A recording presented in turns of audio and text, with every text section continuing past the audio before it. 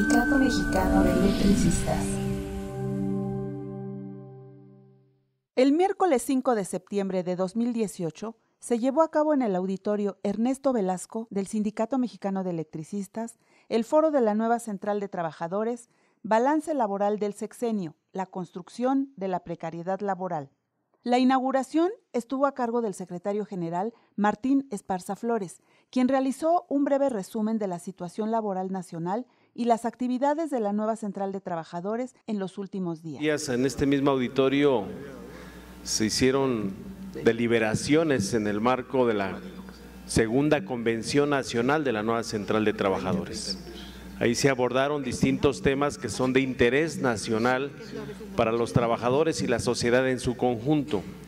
Y uno de los temas que para nosotros es fundamental resaltar y hacer un balance es lo que ha venido sucediendo en el tema del trabajo, en el tema del salario, en cómo son las condiciones hoy a partir de las últimas reformas neoliberales que han hecho pues estos gobernantes que a partir del 1 de julio y lo que resta de estos meses, pues prácticamente se van a alargar los priistas y panistas del gobierno, y eso ha sido también parte de la lucha que hemos dado todos, compañeros. Es una parte fundamental que tenemos que resaltar en este foro.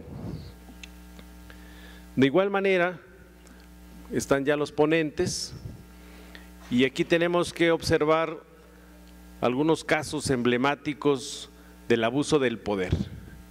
Un caso emblemático ha sido todo el aparato de Estado desde Vicente Fox para acá, en el tema de los mineros.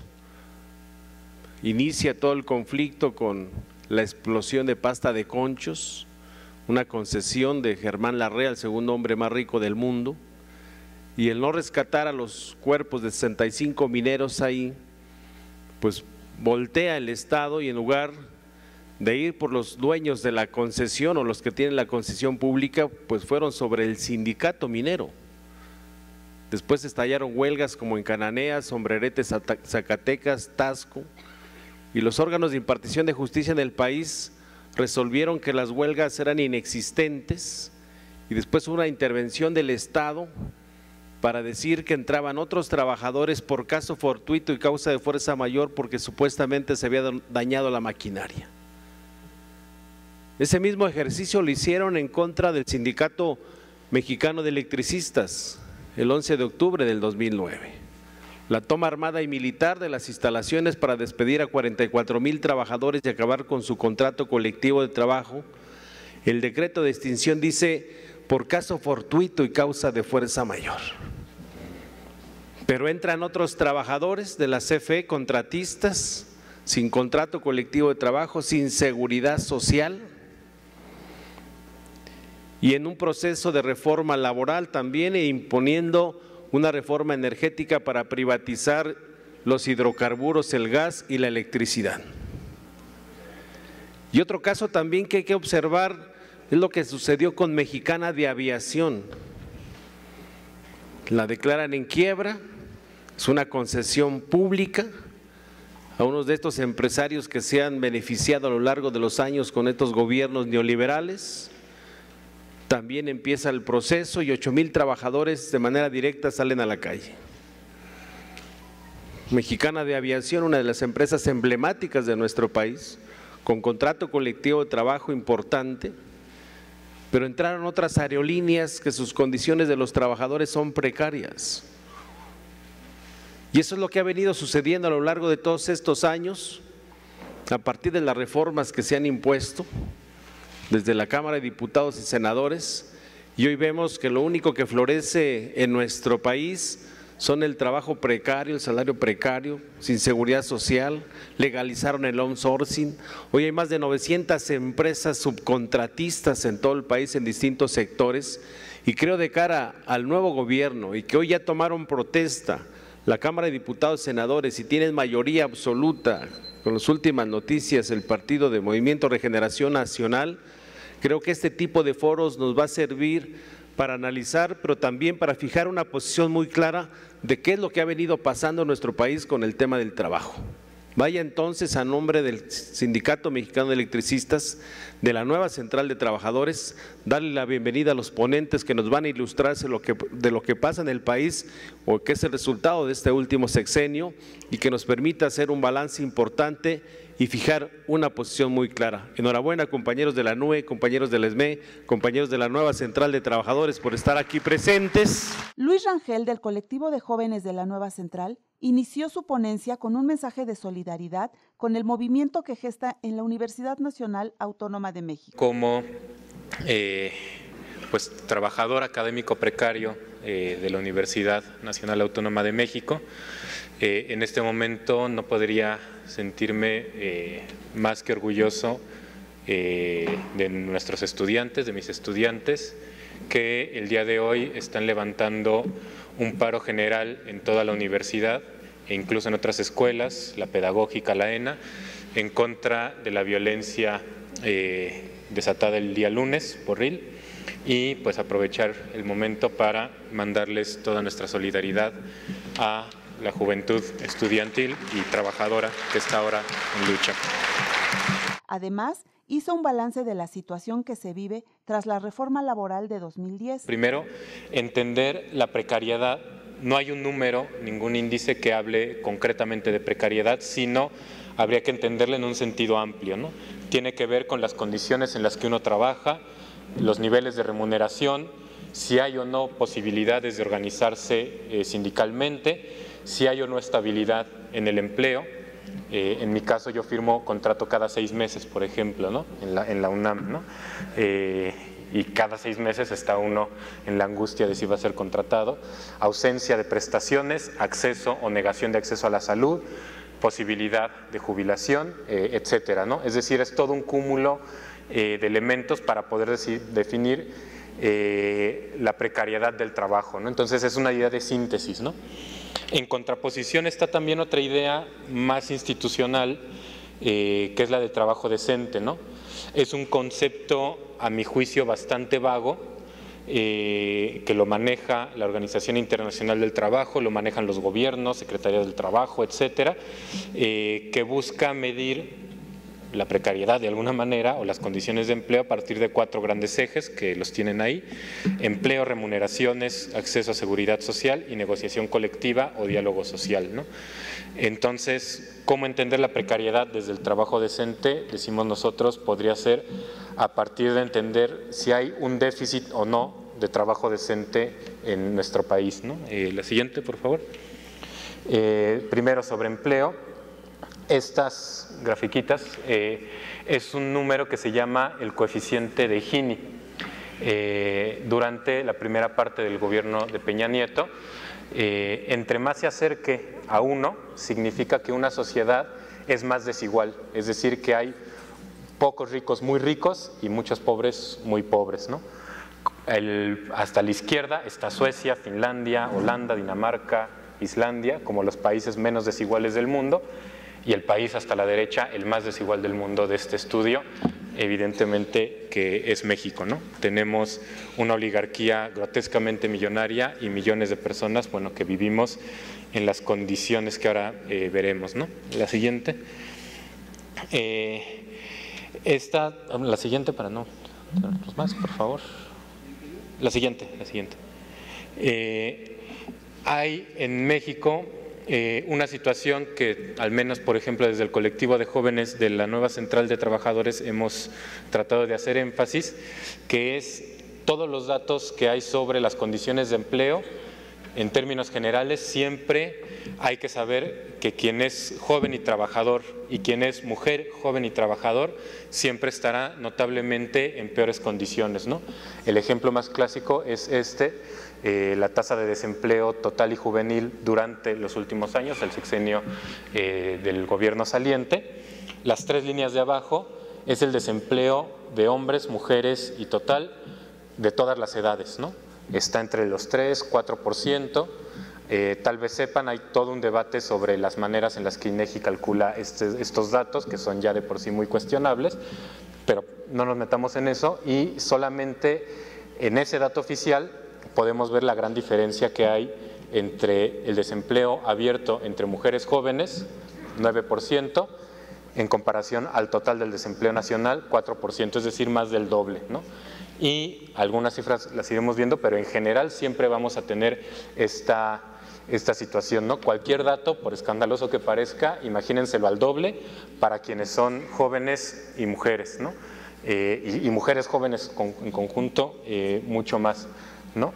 Y que tiene una implicación todavía mayor porque al menos 4 de cada 10 personas casi en edad de trabajar son jóvenes. Es decir, que este número tan grande no es nada más que expresión de una realidad muy cruda, pues de precariedad laboral en todo sentido, ¿no? Continuó Luis Bueno, del Centro de Información Laboral y Asesoría Sindical, CILAS, con una ponencia sobre el salario en México, sus tipos y la pérdida del poder adquisitivo. Una estrategia nuestra como Nueva Central debe ser integral, no solamente hablar del salario mínimo, sino hablar de los distintos tipos de salario, todos ellos depauperados, todos ellos que han sufrido los embates de los topes salariales y demás. Entonces tenemos salario mínimo general, los salarios mínimos profesionales, luego nos olvidamos de ellos, pero tenemos en la ley 59 salarios mínimos profesionales que tienen que ver con distintas ocupaciones, oficios, profesiones y demás. También forman parte de la lista de salarios que cada año atiende la Comisión Nacional de Salarios Mínimos. También tenemos una cuestión que se llama masa salarial, que es el conjunto, digamos, de ingresos que obtenemos como clase trabajadora en su conjunto, para poderlo comparar con los ingresos que obtienen los empresarios o que obtiene el capital, y que nos sirve mucho para medir esto que ya llamaba Luis el índice de Gini. Hay cuestiones de desigualdad entre capital y trabajo. Siguiente, por favor. Luego tenemos los contractuales, los salarios contractuales. De entrada, decirles de una buena vez, la mayoría de los economistas, la mayoría de los estudiosos del salario hacen siempre referencia al salario mínimo y sobre todo al mínimo general. Se nos habla de, por ejemplo, de que el salario mínimo se ha deteriorado en casi un 80% si uno compara la situación actual con la de 1976, casi un 80% de pérdida del poder adquisitivo, pero casi nunca hacen alusión a los salarios contractuales, es decir, a los salarios que obtenemos aquellos que tenemos un trabajo formal y que tenemos eventualmente un sindicato y que se nos paga de acuerdo a un convenio de carácter individual, un contrato de carácter individual o un contrato colectivo, sí, que además va acompañado de prestaciones variadas dependiendo de cada caso, de cada sindicato y de cada contrato. Casi nunca se estudian estos salarios contractuales cuando sabemos que también han venido sufriendo, incluso de manera más aguda, un deterioro, una pérdida del poder adquisitivo.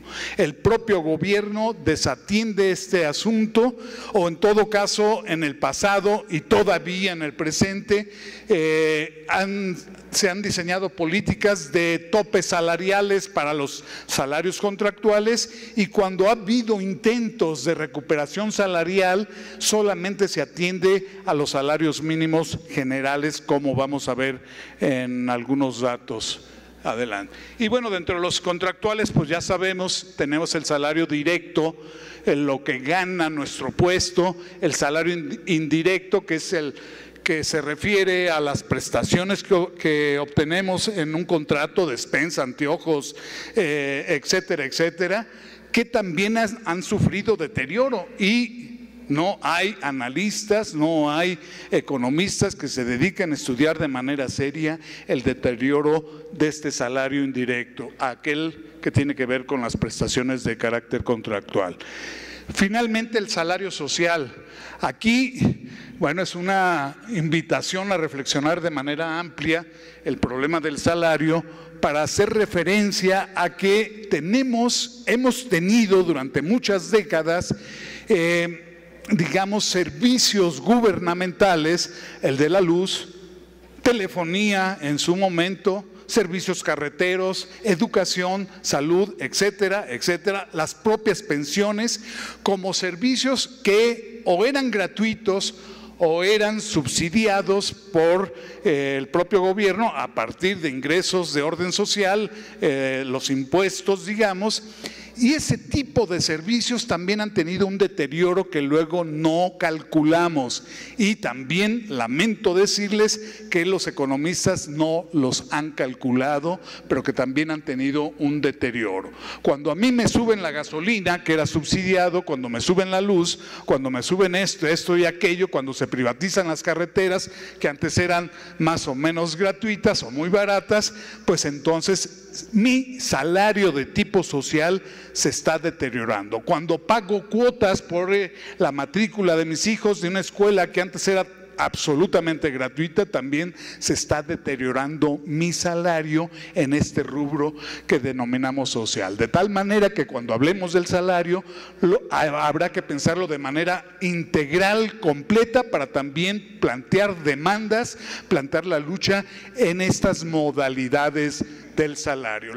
Para finalizar, la compañera Patricia Juan Pineda realizó un análisis profundo de la normatividad laboral tras la Ley Federal del Trabajo en 2002. Lo que se busca es que la gente no se sienta trabajadora, no se asuma trabajadora y sobre todo que piense que no ser trabajador es mucho mejor que ser trabajador, olvidando que al final de cuentas todos somos trabajadores, que si algún cambio va a haber, que si algún cambio hubo políticamente, fue precisamente porque la mayoría de la gente que votó fueron las y los trabajadores, los que movemos la rueda en este país y en este mundo. También es importante no perder de vista que han habido una serie de procesos de reformas, de reformas en general, que han generado un nuevo proceso y una nueva visión del mundo del trabajo, que tienden al abaratamiento de la mano de obra, como ustedes vieron en los datos que estuvieron formando. Cada vez se abarata más, cada vez se precariza más en todos los sentidos, pero que además se ha convertido en un mecanismo en el cual cada vez la gente se asume menos como trabajador y eso los está generando una política en la cual poco nos organizamos, poco trabajamos en unidad y en solidaridad y que impacta en todos los sentidos. Cuando empezaron las reformas estructurales, por ahí de los 80 y tantos, que empezamos con el tema del artículo 27 y las propiedades de la tierra y demás, parecía cosa menor, no veíamos directamente lo que estaba pasando y cada vez hubieron reformas, cuando fue la del Seguro Social, cuando fue la del ISSSTE, y siempre se pensaba que le tocaba al otro, no nos tocaba a nosotros, cuando fue la reforma educativa, cuando fue la reforma… Si vamos haciendo una lista de reformas estructurales, pues pareciera que siempre era el problema del otro hasta que nos tocó. Y es en este momento cuando todos empezamos a sentir que ahí venía en serio el golpe para todos y que ahora nos está generando impacto en las definiciones de las definiciones legales laborales. Uno de los primeros resultados de todo esto pues fue la reforma laboral del año 2012, que lo primero que inició fue buscar nuevamente, de forma legal, no de forma impuesta, no de forma de hecho, cómo abaratar la mano de obra de todos, cómo lograr que México, en ese nuevo proceso de reformas estructurales, las inversiones que llegaran, pues el atractivo mayor no fuera tanto la inversión o la industria que iba a llegar, sino que era lo que conseguían y que era la mano de obra barata y controlada, que eso es lo que se vende a nivel internacional. Cada empresa que llega al país lo primero que le dicen es: aquí hay paz laboral, aquí tenemos una cultura de paz, aquí todo se resuelve bonito y pues y somos muy baratos, somos súper productivos, somos de los más productivos a nivel mundial, tenemos de las jornadas más extenuantes y tenemos de los salarios más bajos. Toda esta necesidad pues se fue aterrizando en una ley que fue la del año 2012 y que bueno, que impactó en la parte individual y que pareciera nuevamente que afecta o que rompe todo nuestro modelo. No parece, lo rompe. Si nosotros vemos todo nuestro modelo laboral, tenemos tres pilares en este modelo, lo que le llamamos el derecho individual, el derecho colectivo y la administración de justicia. Lo que se hizo cuando se reforma la ley del 12 fue romper el pilar del derecho individual, donde la base principal, que es la estabilidad en el empleo, lo desbaratan. Lo desbaratan con mecanismos como hacer las contrataciones por hora, se hacen los contratos temporales, se generan una serie de contratos precarios donde, bueno, todo lo que teníamos de historia pues se va cayendo. Se rompe también el principal elemento de defensa del derecho de estabilidad en el empleo, que fue eliminar los salarios caídos.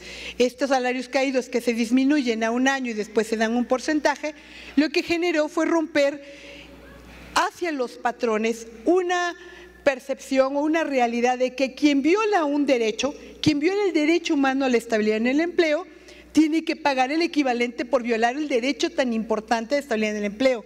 No es menor, del trabajo depende todo, depende nuestro futuro personal, de nuestra familia, todo depende de este derecho. Violar este derecho y ponerle una sanción tan pequeñita generó inestabilidad, generó rompimiento, y no solamente fue decir, pues es que ahora ya no se van a ir a la quiebra las empresas con una afirmación muy tonta, o decir que los abogados viven de estas demandas, también fue una afirmación muy bárbara, y lo que se hizo fue finalmente generar que los patrones despidieran libremente, despidieran cómodamente, que las contrataciones fueran precarias, y bueno, se siguió rompiendo este mecanismo. Y el tercer elemento que lo rompió fue legalizar el outsourcing. Que el outsourcing o la tercerización está prohibida por ley, está prohibida constitucionalmente, está prohibida a nivel internacional, porque lo que estás vendiendo materia de trabajo, lo que estás vendiendo son personas. Estás traficando con gente, las estás poniendo en un lugar y las estás abaratando para que no puedan protestar ni hacer nada, porque además son de los empleos más agresivos que podamos ver. Pero en estos tres puntos pareciera que solo fue el derecho individual, y el gran problema fue que todo el mundo dijo, bueno, pues soy yo al que me afecta, al que despiden es a mí, o los contratos a los jóvenes pues son individuales. Lo que se estaba perdiendo de vista aquí es que al modificar el derecho individual, se modificó el derecho colectivo, porque la principal defensa que tienen los trabajadores para organizarse sindicalmente, el principal elemento que tenían para poder decir, yo ejerzo este derecho, fue saber que por detrás tenían un gran derecho a la estabilidad en el empleo que los protegía, que les garantizaba esta defensa de poder ejercer el otro derecho, y entonces se rompió el derecho colectivo del trabajo. Se rompió porque la gente dejó de organizarse, dejó de participar en estos procesos de negociaciones, dejó de participar en todo lo que implica el derecho colectivo, asociación, negociación colectiva y huelga. Entonces todo este andamiaje que se hace con la reforma del 2012, pues no solamente fue decir una reforma laboral que está generando una nueva cultura, nueva paz, más inversiones, no solo fue eso. Lo que generó fue que lleguen las nuevas empresas, que ustedes saben que tienen algunos añitos que están llegando las transnacionales, y llegaron con todo montado para comprar esclavos. Tras una ronda de preguntas y respuestas, el foro finalizó con un resumen y resolutivo. Pues muchas gracias, compañera, compañeros ponentes. Estamos llegando casi al final de este foro. Como se observa, todos estos años de neoliberalismo significaron para los trabajadores un retroceso en la contratación colectiva, en la organización sindical democrática, que fue duramente golpeada, y estamos quizá ante la oportunidad, dado los cambios políticos que se han generado en el país, de poder restaurar nuestros derechos laborales que fueron despojados y de buscar una auténtica libertad sindical para los trabajadores mexicanos. De tal manera que le vamos a pedir al compañero Enrique Gómez que pudiera hacer alguna conclusión de este foro, la pudiera puntear para ponerla a su consideración. Adelante, compañero Enrique.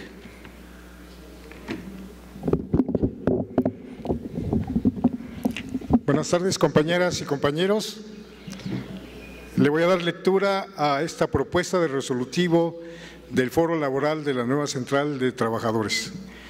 Después de escuchar a nuestros ponentes en este foro, a quienes les agradecemos su participación, proponemos los siguientes resolutivos generales para resumir la postura de la nueva Central de Trabajadores frente al tema laboral. 1. La evaluación que hacemos sobre la política laboral del sexenio, que por fortuna ya termina, es de que ha sido catastrófica para la clase trabajadora, pues nos despojó de derechos fundamentales, profundizando la precarización laboral con la imposición de contratos de protección patronal, fortaleciendo las empresas terciarias llamadas outsourcing, cercenando la libertad sindical, el derecho de huelga, permitiendo la impunidad a los dirigentes charros, además de emprender una constante ofensiva en contra de los sindicatos democráticos e independientes y condenándonos a una escandalosa declinación de nuestros salarios y la consiguiente pérdida de su poder adquisitivo. 2. Ante este panorama, la nueva Central de Trabajadores se manifiesta por impulsar una campaña nacional por la libertad sindical, exigiendo además la abrogación de la lesiva reforma laboral del 2012 para lograr la restitución plena e integral de nuestros derechos laborales, así como la libertad y democracia sindical. Proponemos una nueva reforma laboral impulsada por la clase trabajadora, donde podremos confluir con los abogados democráticos del país que han tomado la tarea de elaborar una propuesta. A diferencia de la Ley Federal del Trabajo del 2012, la nueva ley deberá promover el trabajo decente. 3. Asimismo, nos manifestamos por un incremento de nuestros salarios y no solamente del salario mínimo, como ha sido anunciado por el nuevo gobierno, pero que debe ser, como lo marca la Constitución, suficiente para que un jefe o jefa de familia pueda brindar vivienda, alimentación, educación y salud dignas para sus familias. Se requiere de un salario mínimo 6 veces el monto de los actuales, el aumento de los demás salarios en la misma proporción, la anulación de los nocivos topes salariales, medidas que deben ir acompañadas de un control de precios de las mercancías, además de la desaparición de la Comisión Nacional de los Salarios Mínimos, sin afectar los derechos de sus trabajadores, como señalaba la compañera Patricia Juan Pineda. Y finalmente, el número 4, por todo lo anterior, este foro retoma la resolución de nuestra segunda Conferencia Nacional de la nueva Central de Trabajadores, que decidió convocar a la realización de una Convención Nacional de la Clase Trabajadora para buscar la unidad con todos los sindicatos y trabajadores, trabajadoras del campo y de la ciudad, dispuestos a emprender esta nueva lucha para lograr un verdadero cambio en nuestro país. Se las dejamos a su consideración. Muchas gracias, compañeras y compañeros. Radio.